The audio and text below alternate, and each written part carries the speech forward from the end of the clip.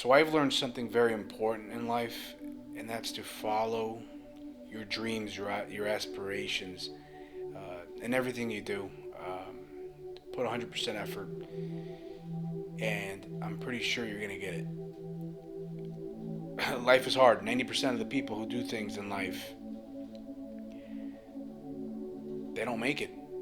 They don't make it, but they don't make it because they fail to do certain objectives. It's the mere fact that only 10% of people get what they want because of one, hard work, but other than that, they did something they weren't supposed to.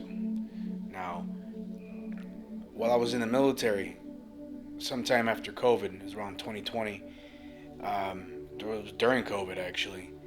Um, the way life worked. I mean, we all thought it was going to be the end of the world. Every single one of us thought, tomorrow we were going to die. We all have seen these movies about pandemics, and we were all scared shitless. And the thing is, it was then and there where I thought about it. I said, what am I doing with my life? Yeah, I got a pretty good career. I got a good, got a good job. I'm very secure, financially stable, 100%. But is that really what I want to be doing for the rest of my life? The spontaneity of it all is what makes it exciting. The fact that there is that risk factor of failure, that's like you gotta like you gotta gamble, you gotta take that risk, and you gotta embrace it. That's where that excitement comes from. And I think pursuing acting is always going to be something that not only is it the excitement of being someone else, it's the excitement of maybe it'll work out, maybe it won't. And it's that like joyful feeling of what if, the suspension of imagination. It's what makes it all worth it. And I definitely think I could never work a banker's job. I tried insurance and it wasn't for me.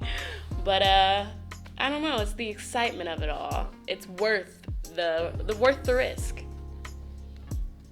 My name is Professor Alvin Daniels. I'm a producer, director, filmmaker. I've been in the business for 35 years.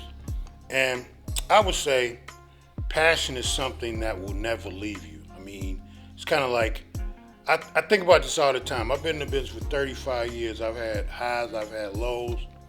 And in having highs and having lows, you think, man, why don't I just want a regular 9 to 5 job, go to work, come home, do the same thing over again? That's just not my makeup. So to leave my passion on the table just for money or just because something more secure, you can't look yourself in the, at least I can't. And every time that I've faced a difficult moment or time, at some point the Most High always gives me another opportunity. So it's just important to always follow your spirit, your gut, because your spirit and your gut will keep you moving. And I say that in my career. I've had some projects on Amazon Prime, a couple of projects on Tubi.